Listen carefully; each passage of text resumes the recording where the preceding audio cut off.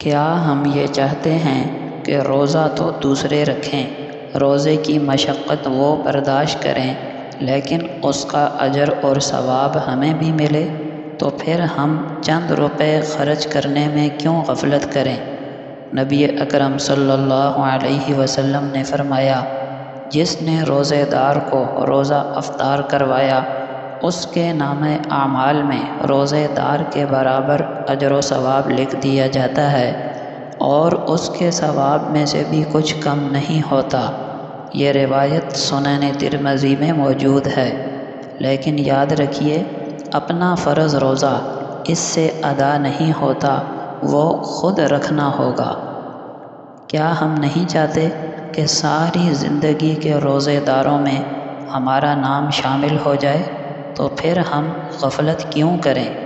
جریر بن عبداللہ رضی اللہ عنہ فرماتے ہیں کہ نبی اکرم صلی اللہ علیہ وسلم نے فرمایا، ہر مہینے میں 3 دن کے روزے رکھنا ثواب کے لحاظ سے ساری زندگی روزے رکھنے کے برابر ہے۔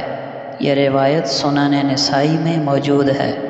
نبی اکرم صلی اللہ علیہ وسلم نے فرمایا، بے شک حیا ایمان کا حصہ ہے۔ فرمایا، ہر امت کے لیے ایک فتنہ ہے، اور میری امت کا فتنہ مال و دولت ہے۔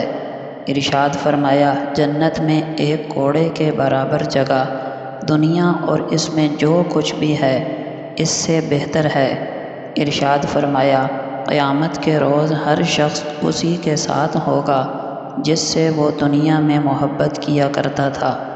ارشاد فرمایا، جس گھر میں کتا یا جاندار کی تصویر ہوتی ہے، اس گھر میں رحمت کے فرشتے نہیں جاتے۔ ارشاد فرمایا، امانت دار تاجر قیامت کے دن انبیاء، صدیقین اور شہداء کے ساتھ ہوں گے۔